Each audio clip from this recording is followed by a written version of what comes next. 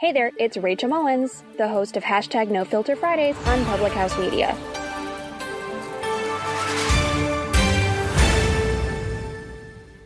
This is Ezekiel Drews, host of Podcast, a Star Wars story, here on Public House Media. Thanks for listening to the following broadcast on Public House Media. Once you are done with this episode, I hope you'll come check out my show, Podcast, a Star Wars story, where we talk about anything and everything Star Wars. A new show comes out bi-monthly. Don't forget to subscribe on iTunes so you never miss an episode of Podcast, a Star Wars story. Thanks again for checking out the following broadcast on Public House Media.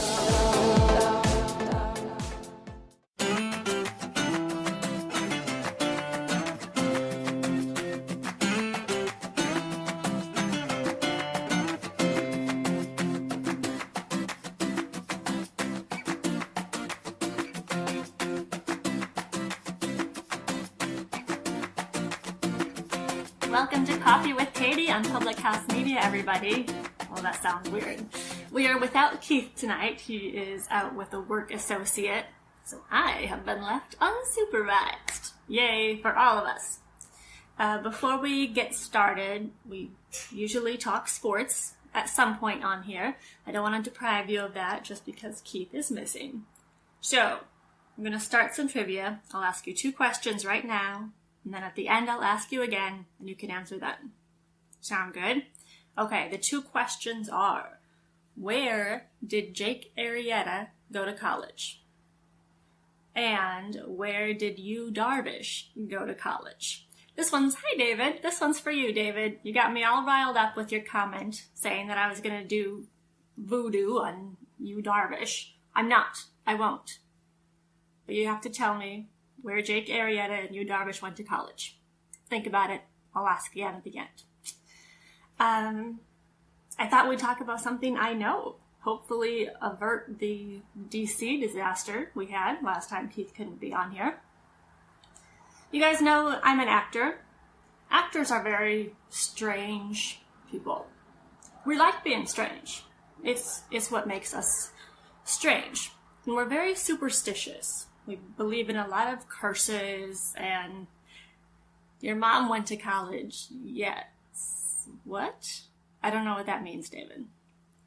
And now you distracted me. Yes, so we're weird. Actors are weird. Superstitions. I really don't believe in curses, superstitions, but why risk it? Is kind of my feeling on certain things. So we'll talk about a couple different superstitions and curses in the theater. The biggest one, I never saw Napoleon Dynamite, David. Sorry. The biggest superstition that most people know about, even non-theater folk, is the curse of the Scottish play. I have been thinking about this all day, whether I would be able to actually say the name of the Scottish play to you. It can't be done. I can't do it. I won't do it. Superstitions are bad luck. Yes, thank you, David. I can't do it and I won't do it. The superstition is that if you say the name of the Scottish play in a theater, you have cursed everyone in and around the theater. It's terrible. You're an awful person. So that generally the curse is restricted to saying the name in the theater. Most of us, however, take that farther and say it never, ever. You do not say the name of the Scottish play unless you are in rehearsal or production and have to say it. I don't say it. The reason there's a curse is because bad things happen to people in and around the productions. Has a long history of just tragedy. For example, when it first opened, the actor playing Lady Mac died very mysteriously the day before the opening performance. In 1849, the audience was so riled up by the performance that they rioted and 30 people were killed. I'm familiar with the play and I won't even type it. Thank you, David. Yes, you got it. So like I said, if you don't know what I'm talking about, you'll have to Google the Scottish play. It's as close as David and I are going to get today. So the rioting, there are stories of, it's a lot of the actresses who play Lady Mac are murdered, almost strangled on stage, broken legs, terrible things happen. Lights fall and almost kill you. It's scary. It's bad stuff. Where does the superstition come from, though? It has to have a base, right? Well, there are a few different theories. The first is witchcraft. Yes, so if that's your thing, this play uses a lot of incantations. And it's said that Shakespeare got the incantations from real witches. The witches came to see the play, because that's what they do, and they were not pleased with how they were represented, so they cursed the play for eternity. That's one way of looking at it. Another theory is that Shakespeare himself cursed the play so that no one would ever direct it as well as he did. Now we'll never know how amazing it was for him because it's cursed. So the biggest, funniest one is witchcraft. The second theory, bad ideas. Artists do stupid things in the name of art. We won't even get into method acting because that's a whole other day. But they do other stupid stuff. For example, I smoked for a play. I thought it was very essential to my character. I really had to do it, to be in the role. It's so stupid. What a stupid thing for an artist to do, to smoke. But I was very cool, and my character was pretty awesome. I'll just put it out there. So bad ideas. You have actors who might be method actors, and they're playing a bloodthirsty tyrant. Or directors, props masters are so into everything that they decide maybe they'll use real swords for this one. A lot of sword fights. Let's not use fake ones. That's not authentic. So some incidents can be chalked up to just bad ideas. The third theory, which is what I subscribe to, is inexperience. The Scottish play is often put on by small, new, or struggling theater companies. They pick a name that has huge name recognition just to get people in the door. That's what they need right now, is to get people buying tickets. Best way to do that, pick a play everyone knows. So they picked this immense drama. They're usually underfunded, behind schedule, and inexperienced. So when you're underfunded and behind schedule, you might realize that dress rehearsal is only 12 hours away and the lights aren't hung. So you just need bodies in the catwalks and the rafters hanging lights. So maybe an intern is up there hanging lights. The intern has never hung a light. No one's bothered to really teach the intern, and no one's supervising. So a brand new person kind of trying to clip a 50-pound stage light, it may not end well, and you may be crushed on stage. Hi, Meg! So good to see you. Thanks for joining us. So that's the...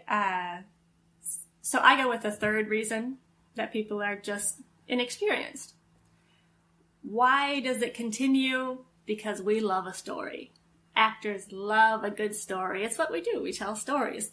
So any little correlation we can draw, any tiny, I stubbed my toe, the play is cursed. Anything we can use we will use to build up that curse and tell it and embellish it until my toe fell off.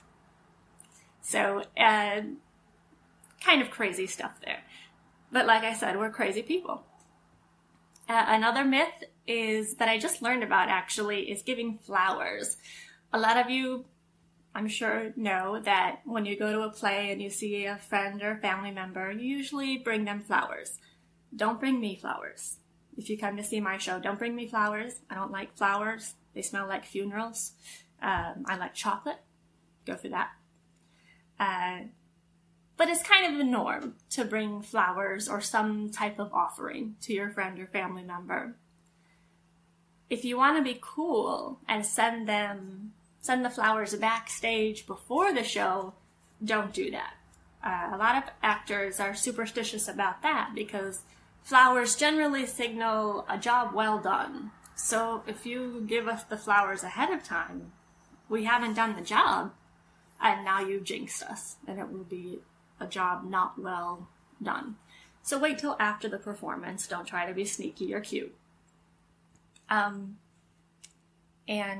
it's interesting that I think flowers, oh, you'll bring me coffee, thank you. I have coffee in my Audrey Hepburn mug, because we're talking about acting. Now you distracted me. I'm very easily distracted. Flowers.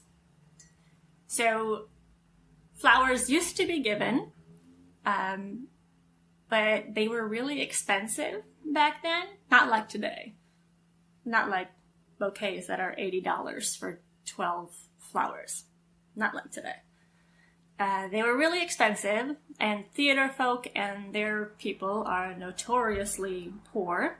So the best way to get flowers for your friend was to steal them from a grave. So if you can imagine an actor finding out that you were bringing them flowers from a grave, that might not go over well.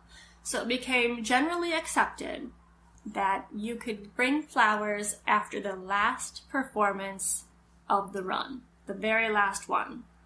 So then the flowers signaled the end or the death of the production. Yeah. So now you know. Another cool little superstition is you never whistle backstage. Don't do it. Because back in the day, scenery, curtains, people were all flown in using an intricate network of ropes, rigging similar to what they have on ships. So the rigging was usually operated by out-of-work sailors. And they didn't have technology, of course. So they didn't have comms, walkie-talkies, anything to tell them when they should drop this particular sandbag. So they used whistles. So you knew when to drop the sandbag. So if you whistle backstage and you somehow whistle the cue, you might get a sandbag in your face. So don't whistle backstage. The last thing I want to talk about is the green room. The green room drives my mother crazy. You've probably heard of it. It's a place for performers to hang out before, during, and after shows. Just chill.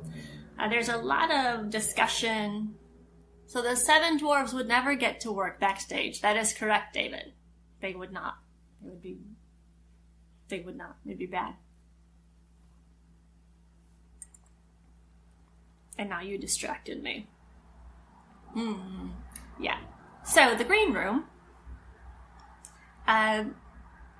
there's really no telling how that term came about. It's first mentioned in about 1600 or so. My favorite explanation for it is limelight, which of course came after the 1600s, but I'm going to go with it because it's a fun story. When they used limelights for lighting productions, it left a kind of a green glow and haze on your retina. It messed up your vision.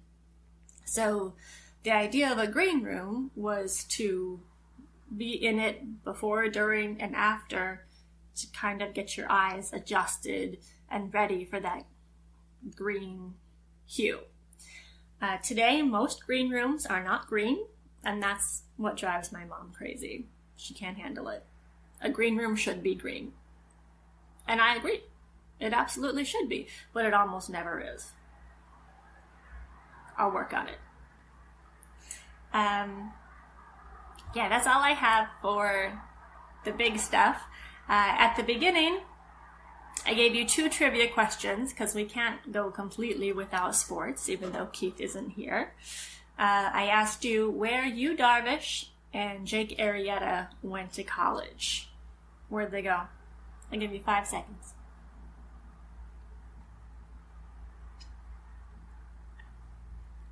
I think that was 5. Jake Arrieta went to Texas Christian University. Yu Darvish did not go to college. And I would love to tell you the name of the high school he went to, but there are 5 words in it that I can't pronounce. So you'll have to Google that one on your own. Not even going to try it. The reason we're talking about Yu Darvish and Jake Arrieta, of course, David commented that he was betting tonight's topic would be me with a Yu Darvish voodoo doll. Although if you find one of those, let me know, David. I am still very upset that the Cubs passed on Jake Arrieta and we have Yu Darvish. We won't get into that whole rant. I'm also upset that now they've cut Justin Grimm, who was my favorite reliever. I get why they cut him, but he was my favorite. Because similar to Jake Arrieta, he would come in through the same gate every day, say, hey, how's it going? And he has the most amazing eyes. Gorgeous. So they cut him, and I immediately texted Keith that we were becoming Brewers fans because I can't take much more of this. David, I expected you to answer me with the universities. I gotta say, I'm a little disappointed in you. It feels weird to end now. I feel like I should end now because I'm out of things to talk about, but like how to segue to the end. I need Keith for that, apparently. What a swell guy. Jake Arrieta is a swell guy, yes. Yes, thank you, David. Thanks for joining me on what I think was not too much of a train wreck without Keith. Join us again on Monday. Keith will be back. We're going to check out The Long Room. David said, I had to cheat and look them up. Still don't know what Darvish's school is. Yeah, it's unpronounceable. We'll just say he went to high school. He didn't go to college. We'll stick with that. Yeah, join us Monday. We're going to be at The Long Room, which is a cafe and tavern pretty close to us. We'll check that out. Because once a month, we're supposed to do a review of a local cafe. So, for March, that's coming up. Meg says, I don't know these people. I just wanted to see your face. Aww. Isaac says, I got here late last, I see. I'll figure it out, David said. Yes, the shows are generally shorter when it's just me, Isaac. Contrary to popular opinion, I don't just ramble on. I need Keith for that. But the trivia, I'll give it to you. Tell me where Jake Arrieta and Yu Darvish went to college. Let us know. I think I'm going to sign off. Leave you guys to it. I'll get back to my video games with Mr. Fuzzyface. You guys have a great night. Thanks for joining me. Enjoy the rest of your week. Bye, guys.